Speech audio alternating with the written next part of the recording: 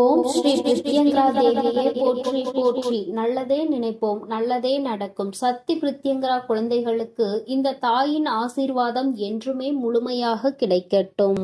என் அழகு பிள்ளையே, இன்று இந்த வராகி அன்னை உன்னிடம் ஒரு அவசர செய்தியை கொண்டு வந்துள்ளேன்.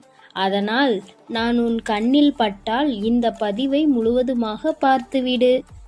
இது உன் வராகி அன்னையின் கட்டளையும் கூட. என் அழகு பிள்ளையே, என்ன சொல்ல போகிறேன்? என்ன அவசர செய்தி? சில நபர்கள் உன் வாழ்க்கையில் உன்னை தேடி வரப்போகிறார்கள். யார் அவர்கள்? அவர்களால் ஆபத்தா நல்லதா என்பதை உன் வராகி அன்னை அது வருவதற்கு முன்பாகவே உன்னிடம் கூறிக்கொண்டு இருக்கிறேன். ஏனென்றால் என் அழகு பிள்ளை ஏற்கனவே சில நபர்களை நம்பி ஏமாந்திருக்கிறது. இன்னொரு முறை எவரிடமும் ஏமாறவும் கூடாது, அதற்கு நீ இடமும் கொடுக்க கூடாது. அதனால்தான் இன்று அப்பட்டமாக அனைத்து விஷயங்களையும் சொல்ல இருக்கிறேன். அதனால் தெளிவாக கேள் என் அன்பு குழந்தையே. ஒரு சில நபர்கள் உன்னுடைய ரகசியங்களை தெரிந்து கொண்டிருக்கிறார்கள். இன்னும் சில நபர்களோ அதை இன்னும் ஆழமாக தெரிந்து கொள்ள வேண்டும் என ஆர்வமாக இருக்கிறார்கள். ஒரு சில மனிதர்கள் உன்னை ஏமாற்றி துரோகம் செய்துவிட்டு சென்று விட்டார்கள். ஆனால் என் அன்பு குழந்தையே, இப்பொழுது வரக்கூடிய நபர்கள் அவர்களுடைய சுயநல தேவைக்காக வருகிறார்கள். இதுதான் உண்மை என் அன்பு குழந்தையே.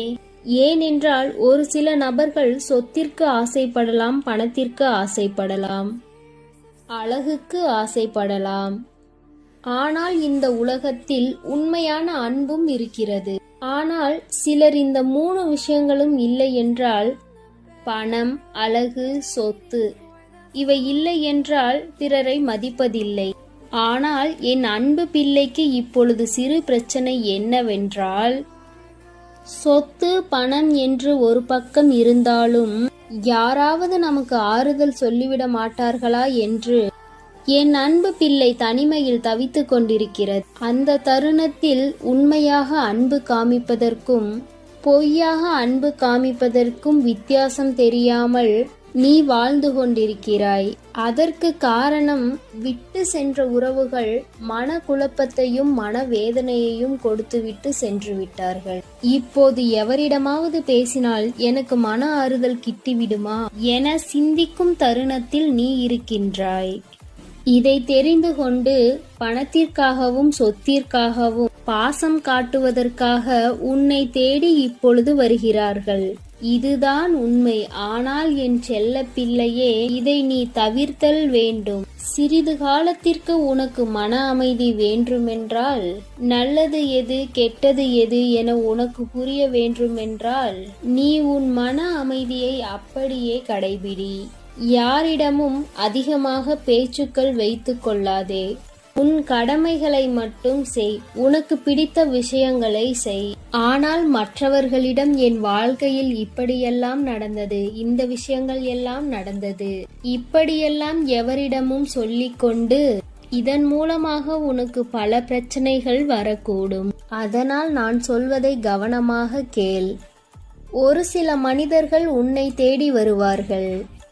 என் வாழ்க்கையிலும் கஷ்டம் ஏற்பட்டிருக்கிறது, எனக்கும் ஒரு ஆறுதல் தேவைப்படுகிறது, என் வாழ்க்கையில் எனக்கு ஒரு ஆறுதல் கிடைத்தால் நிச்சயமாக நான் முன்னேறி விடுவேன், என் வாழ்நாள் முழுவதும் நிச்சயம் நான் உங்களுக்கு உண்மையாக இருப்பேன், கடைசி வரை நான் உங்களை சந்தோஷமாக வைத்துக் கொள்வேன், வாழ்க்கை முழுவதுமே நீங்கள் கண்ணீர் சிந்த மாட்டீர்கள் என்று அன்பான வார்த்தைகளை உன்னிடம் அள்ளி கொட்டுவார்கள். அப்பொழுது நீ என்ன செய்ய வேண்டுமென்றால், நிச்சயமாக பொறுமையை கடைபிடிக்க வேண்டும். ஏனென்றால் வாய்ப்புகள் சில நேரம் கொடுக்கலாம். ஆனால் பொறுமை என்பது வாழ்க்கையில் மிக மிக முக்கியம். ஆனால் எவரையும் வாழ்க்கையில் இவர் நல்லவர்கள், இவர்கள் கெட்டவர்கள் என்று சிந்திக்காமல் முடிவெடுத்து விடாதே. பொறுமையை கடைபிடித்து இவர்களின் செயல்கள் என்ன, இவர்கள் என்ன செய்கிறார்கள், எந்த வகையில் முறையாக நடந்து கொள்கிறார்கள் என்று நீ பார்த்து ஒரு முறைக்கு 100 முறை சிந்தித்து நீ இந்த முடிவுகளை எடுத்தால் உன் வாழ்க்கையில் பல கஷ்டங்களில் இருந்து நீ விடுபடுகிறாய். இதுபோல நீ சிந்தித்து எடுக்கும் அனைத்து விஷயங்களிலும் உனக்கு நிச்சயம் வெற்றியாகத்தான் இருக்கும். இது உனக்கு உன் வராகி அன்னை சொல்லக்கூடிய வேத வாக்கு. அதனால் அவசரப்பட்டு நீ எந்த ஒரு முடிவையும் எடுக்கக்கூடாது. அவசரப்பட்டு எவரது வாழ்க்கையிலும் நீ நுழையக்கூடாது. ஏன் தெரியுமா? இப்பொழுது இருக்கக்கூடிய மனிதர்கள் நேரத்திற்கு ஏற்றது போல் அவர்களின் நிறங்களை மாற்றிக்கொள்கிறார்கள். நேற்று பேசியதை நான் அப்படியா பேசினேன் என்று அப்படியே பொய்யுரைக்கிறார்கள். இதனால் மனிதர்களின் குணமானது நிமிடத்திற்கு ஒரு முறை மாறிக்கொண்டே இருக்கிறது.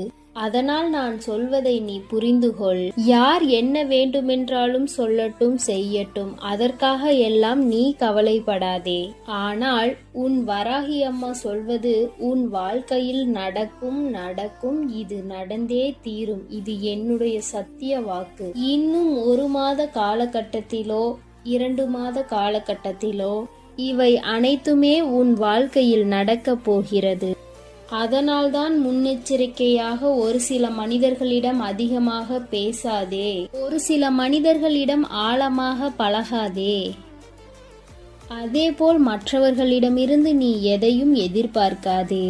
நீ எதிர்பார்ப்பது அந்த இடத்தில் கிடைக்கவில்லை என்றால்தான் உனக்கு வாழ்க்கையில் கஷ்டம், துன்பம், துயரம், ஏமாற்றம் என இவை அனைத்தும் அதிகமாக ஏற்படுகிறது.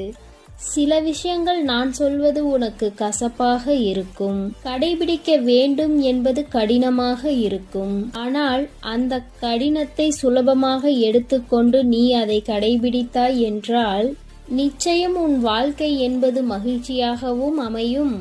அதேபோல் மற்றவர்களிடம் நீ கையேந்தும் நிலைக்கும் ஆளாக மாட்டாய். அதேபோல் மற்றவர்கள் உனக்கு உதவி செய்வார்களா என்ற எண்ணமும் உனக்கு இயலாது. அதனால் உன்னை தேடி வரும் நபர்களிடம் நீ அளவோடு நடந்து கொள். இதற்கு முன் அளவு மீறி நடந்ததால் தான் பல பிரச்சனைகளை சந்தித்தாய்.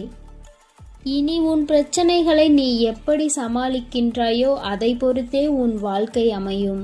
காரணம் என்ன தெரியுமா? நல்லது எது, கெட்டது எது, எதிரிகள் யார், துரோகிகள் யார், ஏமாற்றுபவர்கள் யார் என்பதையும் நான் உனக்கு தெளிவாக சொல்லி இருக்கிறேன். நீயும் அதை கண்கூடாக பார்த்திருக்கிறாய். பிறகு செய்த தவறையே திருப்பி செய்யக்கூடாது. ஏனென்றால் அந்த தவறை அந்த தருணத்திலே திருத்திக் கொள்ள வேண்டும். ஆனால் செய்த தவறையே திருப்பி திருப்பி செய்து கொண்டிருந்தால் அந்த விஷயத்தை நீ இன்னும் புரிந்து கொள்ளவில்லை, நீ இன்னும் கற்றுக்கொள்ளத்தான் வேண்டும். ஏனென்றால் நம் வாழ்க்கையில் கஷ்டகாலம் வருகிறது என்றால் நம்மை ஒரு மனிதனாக மாற்றுவதும் உணர்த்துவதும் இந்த கஷ்டகாலம்தான். அதில்தான் நல்லவர்கள் யார், கெட்டவர்கள் யார் என்பதையும் முதலில் நீ யார் என்பதையும் நீ புரிந்து கொள்வாய்.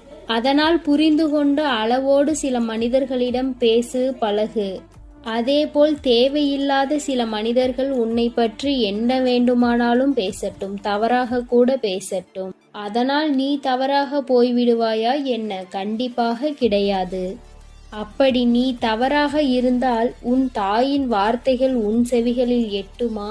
அப்படி கிடையவே கிடையாது. நீ புண்ணியம் செய்த குழந்தை, உன் தாய்க்கு மிகவும் பிடித்த குழந்தை.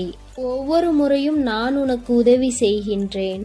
உன் உள்ளத்தை தேடி, உன் இல்லத்தை தேடி, இந்த மண்ணுலகை தேடி ஒவ்வொரு முறையும் நானே வந்து உனக்கு உதவி செய்து கொண்டிருக்கிறேன். கெட்ட எண்ணம் உள்ளவர்கள், அதேபோல் மற்றவர்களுக்கு கெடுதல் நினைக்கக்கூடியவர்களுக்காகவா நான் வருவேன்?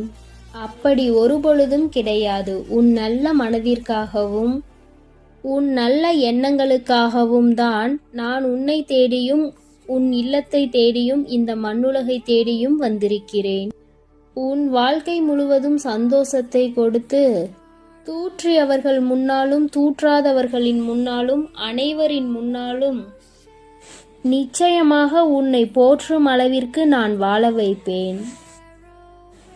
ஆனால் நான் சொல்லக்கூடிய பாதை கடினமாகத்தான் இருக்கும். அந்த பாதையை நீ சரியாக பயன்படுத்தி கொண்டால் நிச்சயம் அதில் உனக்கு வெற்றி கிடைக்கும். நீ அதில் முன்னேறுவாய். பல பேர் உன்னை போற்றும்படியாக நீ அதில் வாழ்வாய். அதேபோல் உன் வராகி அன்னையின் பேச்சை நம்பி நான் சொல்லக்கூடிய பாதையில் நீ சென்றாய் அல்லவா, அதற்கான பலன் உனக்கு அதிகமாக இருக்கும். அதனால் சிறு கஷ்டத்தை கண்டு நான் சொல்லக்கூடிய பாதையில் செல்லாமல் விட்டு விடாதே. கஷ்டத்தை பார்த்து பயந்து கொண்டே நம் வாழ்க்கையில் நாம் இருந்தோமானால் எதையும் சாதிக்கவும் முடியாது, எதையும் கற்றுக்கொள்ளவும் முடியாது. அதனால் கஷ்ட காலங்களில் நல்ல பாடங்களை கற்றுக்கொள். அதேபோல் சந்தோஷமான காலகட்டத்தில் அதை எப்படி கையாளுவது என்பதை கற்றுக்கொள். வாழ்க்கையில் கற்றுக்கொள்ள நீ முன்னேறி கொண்டே இருப்பாய். உன்னை பற்றி விமர்சனம் செய்தவர்கள் எல்லாம் பின்னால் போய்கொண்டே இருப்பார்கள். அதனால் நான் சொல்வதை அப்படியே கடைபிடி என் அழகு பிள்ளையே. நான் உன்னோடு எப்பொழுதும் இருக்கிறேன். அதனால் தைரியத்தோடும் நம்பிக்கையோடும் உன்னுடைய பயணத்தை தொடரு. உன்னோடு நிழலாக நான் பயணித்துக் கொண்டே இருப்பேன். நீ நல்லதே நினை, உனக்கு நல்லது மட்டுமே நடக்கும். என் அன்பு குழந்தைக்கு இந்த சக்தி பிரித்யங்கராவின் அன்பும் ஆசீர்வாதமும் முழுவதுமாக கிடைக்கும். ஓம் ஸ்ரீ பிரித்யங்கரா தேவியே போற்றி போற்றி. ஓம் ஸ்ரீ பிரித்யங்கரா தேவியே போற்றி போற்றி.